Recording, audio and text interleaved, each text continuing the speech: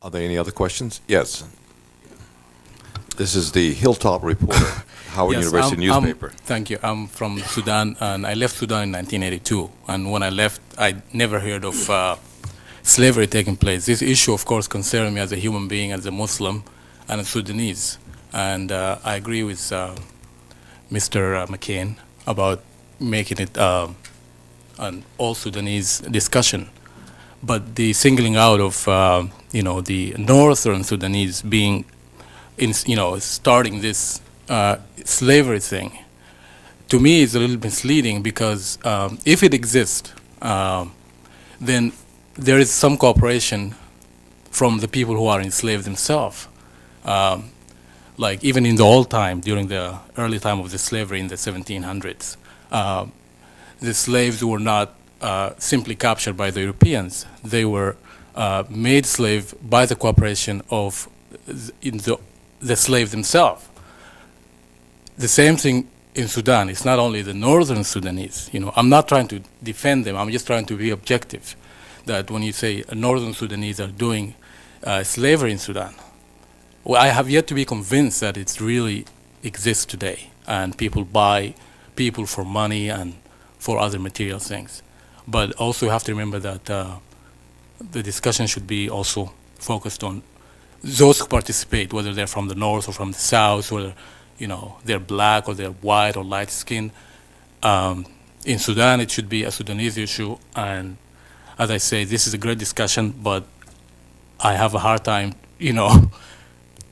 believing that in 1996 people pay money to buy other human beings. I'm going to respond to your disbelief. There's a phenomenon going on, and I'd just like to give it to you as a student. This has to do with the fact that people are being bought and sold, is the allegation. That the slavery continues for black people in the world. Now, Anti-Slavery Society has a report that you could study. The Journal of Slavery and Abolition by Robin Collins' work is massive. There's testimony from the Subcommittee on Africa. Documents person, place, and time. Dr. John Eibner, Christian Solidarity International. Bishop Makram Maxgasis, Human Rights Watch, has 22 volumes on Sudan. Newsweek did a year-long study. Gaspard Bureau's work, The International Labor of Geneva, the London Observer's work, Amnesty International has volumes, the Committee on Retrieving Kidnapped Children, eyewitnesses, they're here today. Pictures of the slaves of Mauritania are in New York at SIPA's lab. It's full documentation. But an incredible phenomenon takes place in the African American community. All of this means nothing. Only a leader has to stand up and say, go home. Doesn't exist, I'm telling you. And despite our education, despite how we're taught to dig into our books, to do references, to do statistical studies, we train in anthropology, we know about ethnography. One leader stands up on this issue, which is central to our history. Every problem in a black community can be traced back to the effects of slavery. And only one leader has to say, it's not true, go home, all of you. Nothing's happening. Forget the Africans. Don't listen to what they say. Doesn't exist. You must examine this phenomenon. There's something psychosocial going on in these communities that the rest of the world has knowledge to the critical level of mass. Person, place, and time is never overturned in any discussion. Witnesses, pictures, photographs become irrelevant in our milieu. What's happening?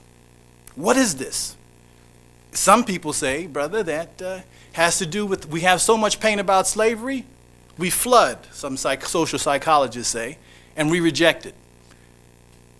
Analysts say, we're so hungry for unity in the black community, we can't afford to disbelieve the only leader who shows something. I ask you as a student, I'm not here to try and convince you. I've seen it myself. That's irrelevant. What do you do with this data? What do you do with these people? What do you do with that history? If you walk away from it, at least you must ask yourself, how, as a student, as a scholar, as a human being, do I walk away from it and say, I dismiss it based on a prominent black leader who has risen in a vacuum at our time? This question I set to you, and this task I set for you. Once you solve that task, you will either join this or please come to my home in New York and release me from this.